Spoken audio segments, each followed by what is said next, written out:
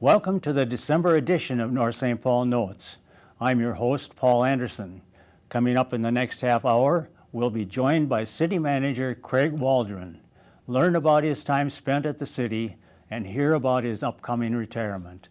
Stay tuned. North St. Paul Notes is straight ahead.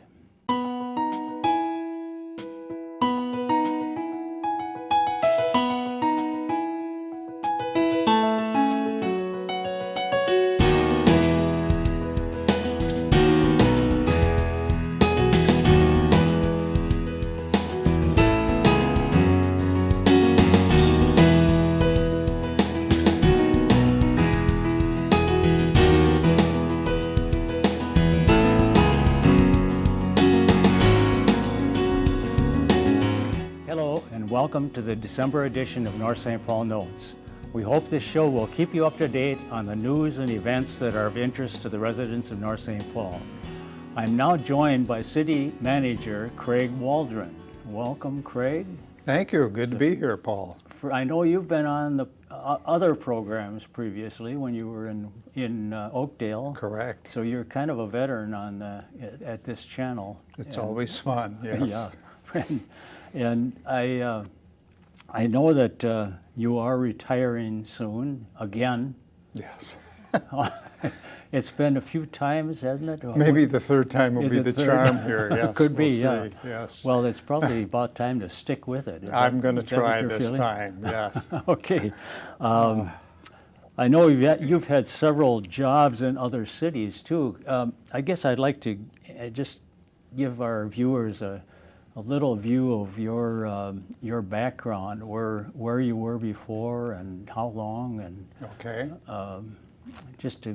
Just give us some idea. Okay. Well, it's many years ago. I started out at the City Mankato, actually, right after graduate school, and then ended up working for almost every public organization down there in the Mankato area. We really liked it there. We actually came up from Iowa City and fell in love with Minnesota, and we've stayed here ever since. But you grew up in Iowa. Grew up in Iowa, yep, and like I said, we really found that we like it here. We stayed here.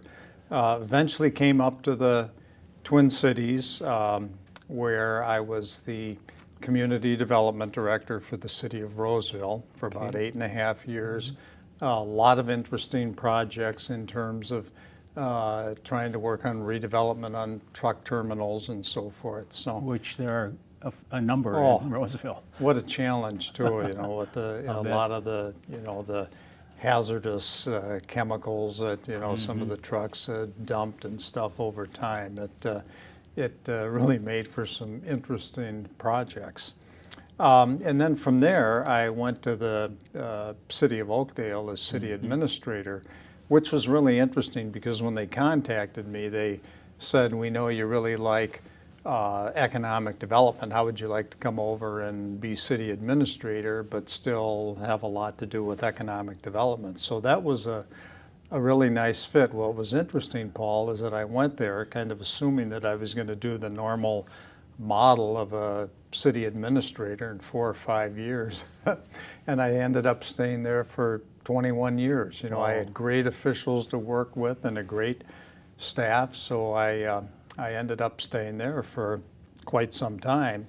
And then that was my first retirement. I had been a faculty or adjunct faculty member at a number of universities, but I went over to Hamlin. Explain adjunct. Well, you're not full time, so you're kind of there part time. Teach maybe 2 or 3 courses a year. You're something at their mercy to that too. Effect. Yeah, that's right. Yes. Untenured. Yes. Oh, absolutely, absolutely.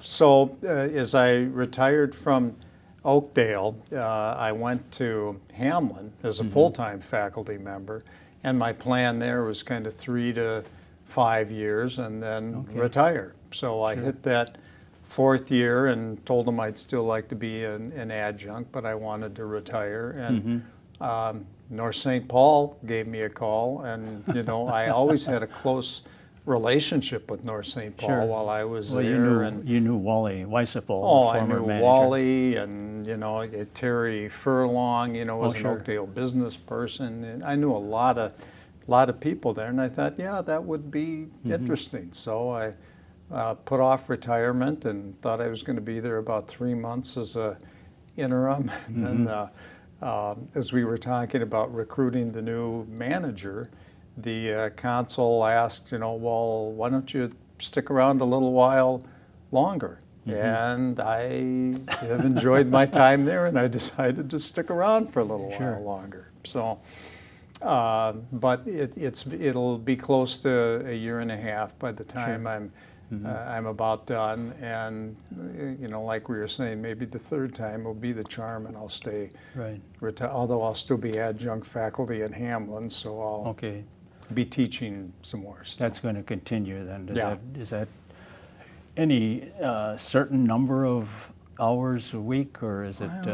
It's hard to say. It's hard to say because some of the classes are online or hybrid, and some are the more traditional classes. So it really just depends. But 2 or 3 classes a year would be enough for me. Sure.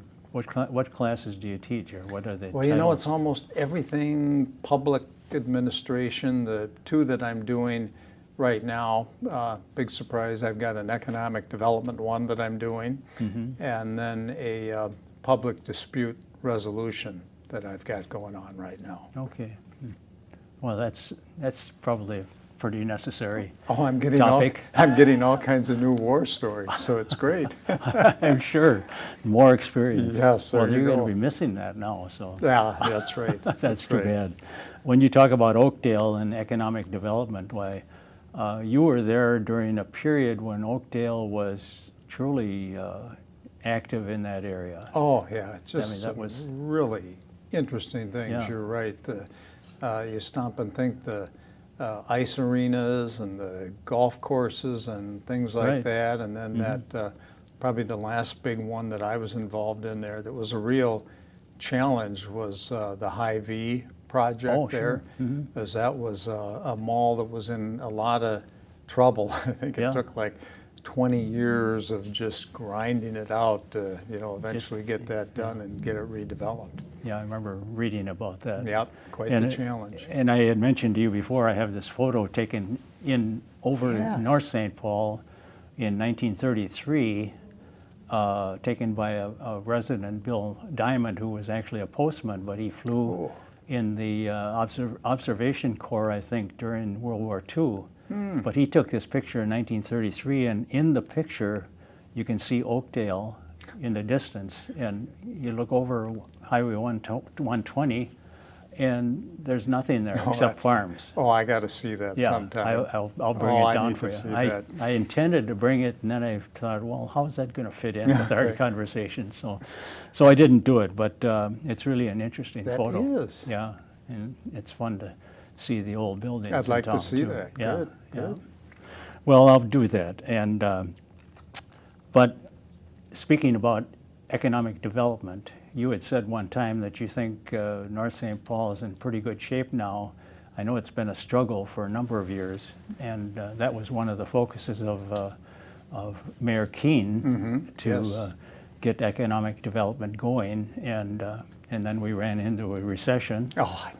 Yes, I hear you. and that didn't help at all. Yeah. So, what can you say about how things are right now in North St. Paul? Well, I think Mayor Keene's groundwork has come to fruition. I kind of like to say we're enjoying a whole new renaissance now of the things that we have ready to go, and that'll be coming out of the ground. I kind of set a personal goal that we had like 4 major sites, and I was kind of hoping if we just had some type of activity or discussion on a couple of them, I'd really be happy over the next year. But we've actually got one coming out of the ground with the memory care unit. That's and then actually going now. I Yeah. noticed that I went by it today, and Yeah. it looks pretty active. it's coming right up. now. Yeah. It is, yeah.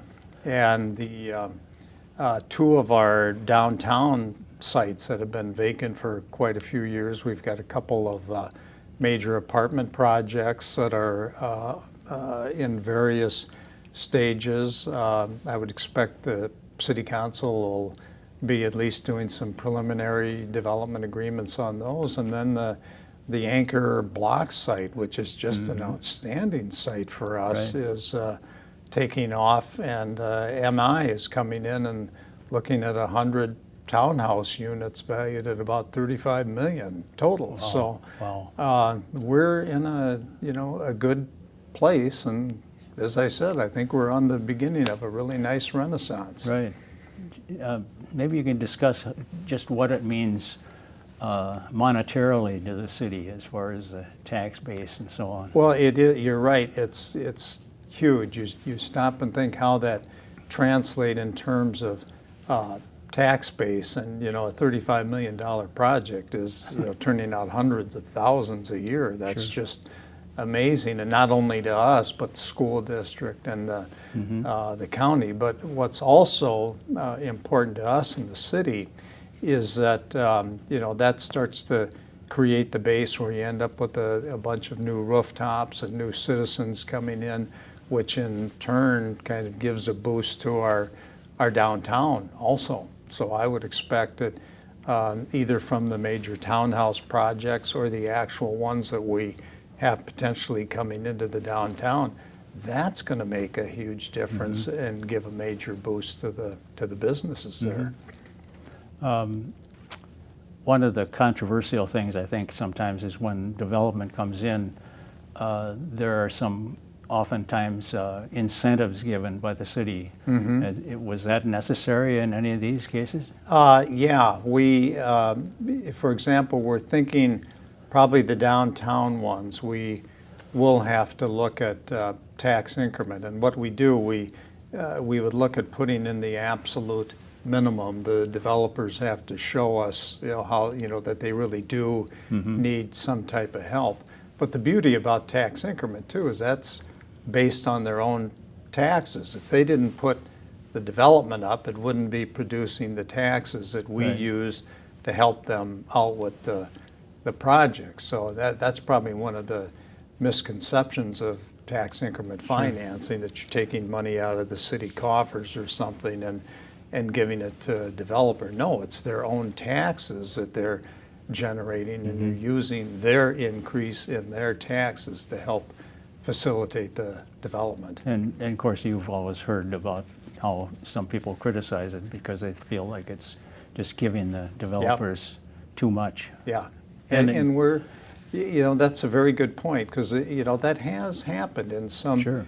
communities over time. For us, we make them work for it. You've got to show us that, but for, that's the term that has to be done, but for this assistance, you couldn't make the development happen. So we work them over pretty good. Sure. As far as I meant to ask you this earlier, but your education consisted of what, as far as your degrees and so on? What did you do? Well, I'm an old Iowa Hawkeye, so I have Okay. a BA in sociology from the University of Iowa. Okay.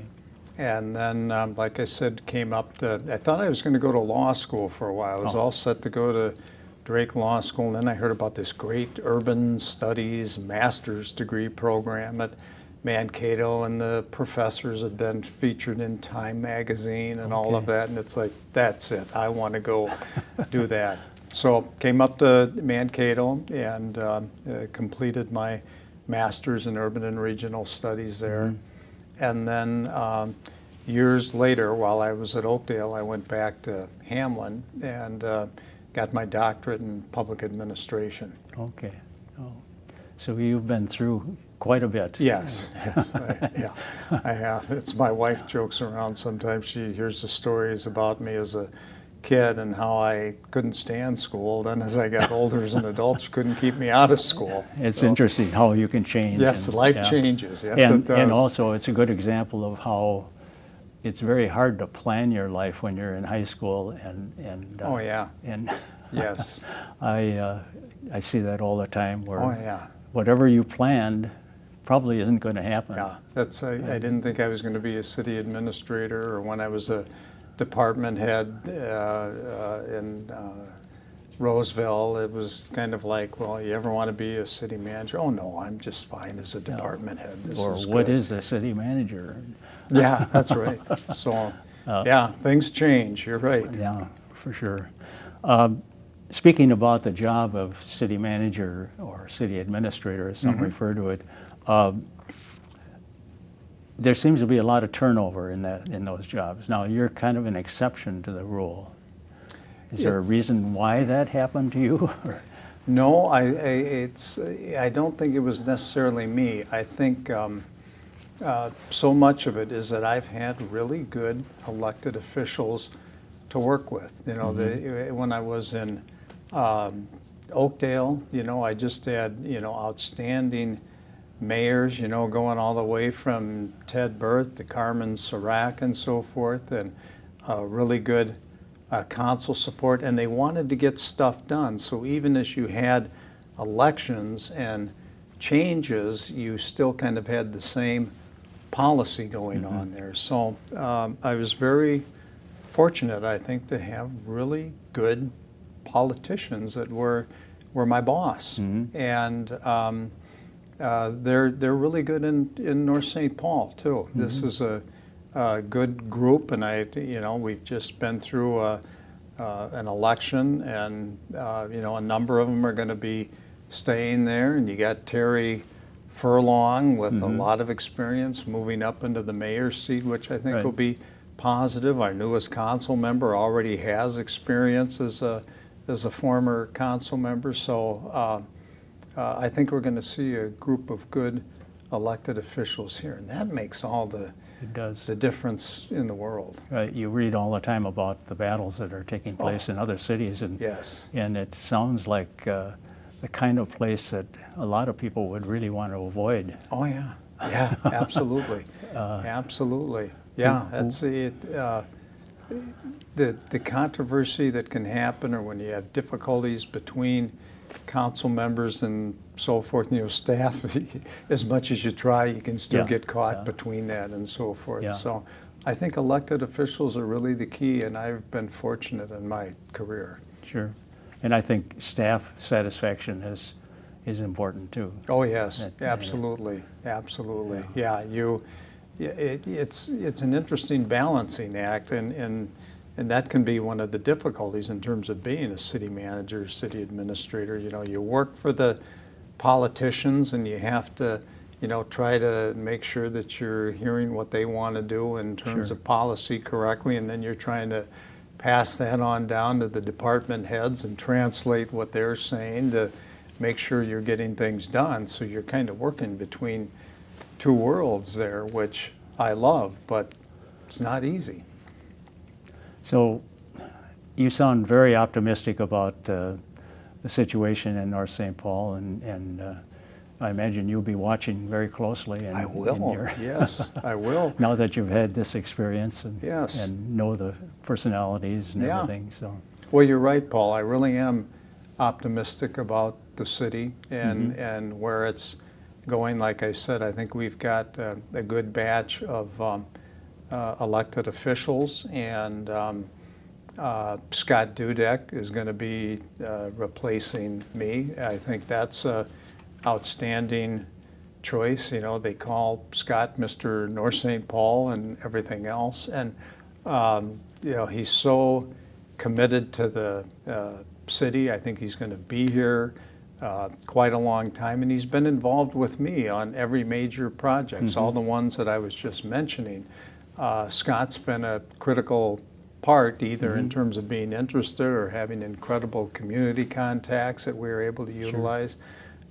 So I think he'll be outstanding. I think you said it well. I'm really optimistic about where the city's going and what its future is. I think it really looks bright right now. And I get the impression that you gave your full recommendation to Scott as far as being able to handle the job, and I encouraged him to take a look at it, and I encouraged the city council to take a close look at it. And I'm sure- Absolutely, yes. I'm sure that had some effect, at least you hope so. Hope so, yes, hope so. Well, it's the way it sounds, it turned out. I always thought of Scott as being perhaps and this is not to shortchange anyone else on the staff, but one of the hardest working people in City Hall. He doesn't know that a time clock I know. exists.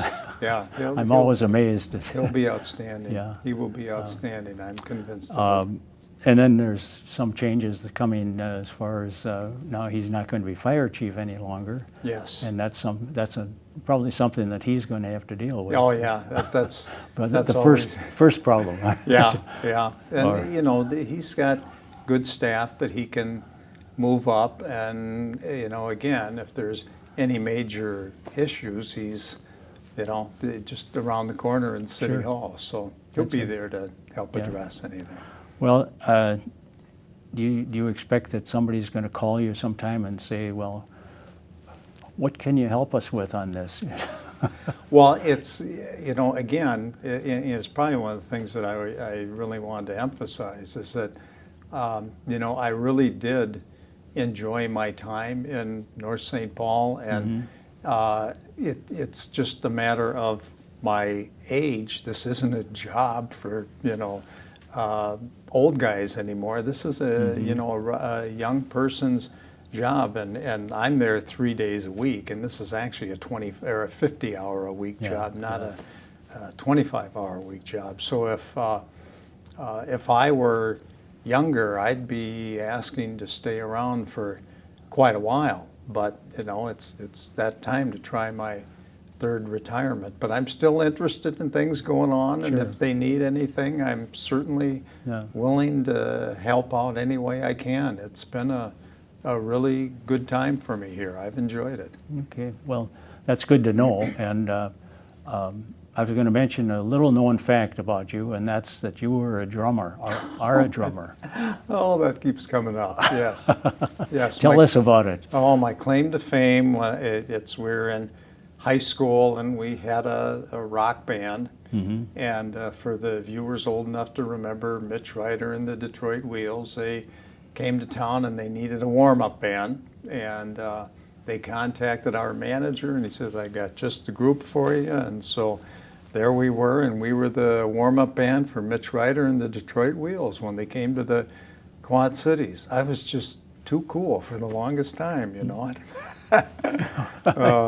Well, you don't expect some of these things to go very far, but Yeah. and it's a tough business. Yes, it is. And yes, it is.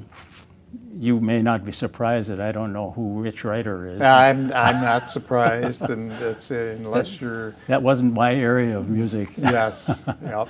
So anyway, what happened to it?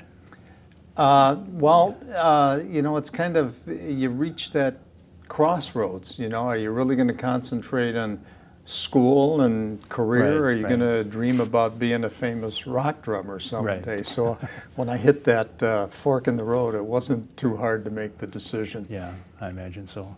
You see some of these rock band veterans in their 60s and 70s, and you wonder, well, what's going on with them? And Yeah. how can they Yeah. still be doing this? And, Yes. How can Keith Richards still be alive? yeah, I know. how can they hear anything? Yes, that's right. Yes. Well, I have some of that too. Oh, so. I'm sure. Yeah. Yeah. Yeah, it doesn't take much to affect your Yes. hearing. So, after this time now, what's happening in the future for you? Well, like I said, I'm still going to be an adjunct faculty member at Hamlin. And then I think beyond that, I just want to slow down. We've got a little cabin, and I think we got there 3-4 times this year is all. Right. So I just want to spend more time there, more time with my wife, of course, and the kids and grandkids. I've got a son out in Colorado and so forth. So just kind of slowing down and spending more time with family. Sure. And any consulting in the works? Oh, I'm sure I'll do a little bit, but I'm going to be selective, and it's going to be very, sure. very limited. So, Sure. I may do some of that, but yeah, I'm not going to do multi-year contracts or anything Right. like that. So. And you talked about this cabin.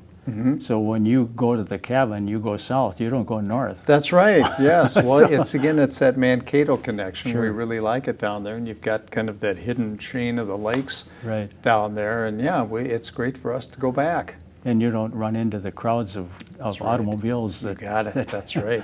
those going north. Absolutely. Most people in our area though don't think about going south Yeah, to a cabin. I know everybody will kind of look at me a little I'm funny sure. when I'm heading south. I'm to the sure, cabin. yeah. Yeah. Well, we're almost out of time, and I just wondered if you had any other last message to the residents of North St. Paul. Anything else you'd like to say about it that in your experience and Sure. having been close to North St. Paul for 21 Yeah, years a long too. time.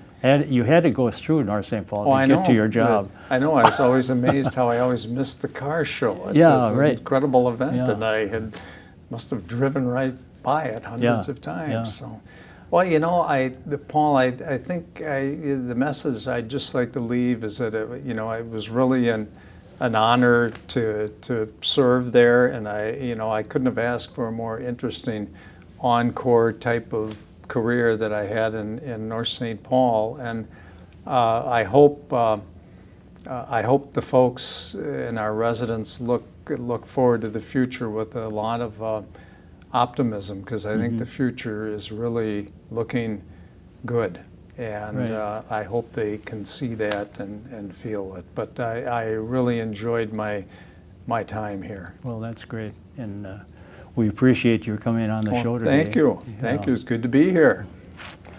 We've been talking to Craig Waldron, the current city manager at North St. Paul, but we're out of time on this month's show. Join us again next month when we'll bring you more news about North St. Paul. I'm Paul Anderson, speaking for everyone at the City of North St. Paul. Thank you for watching.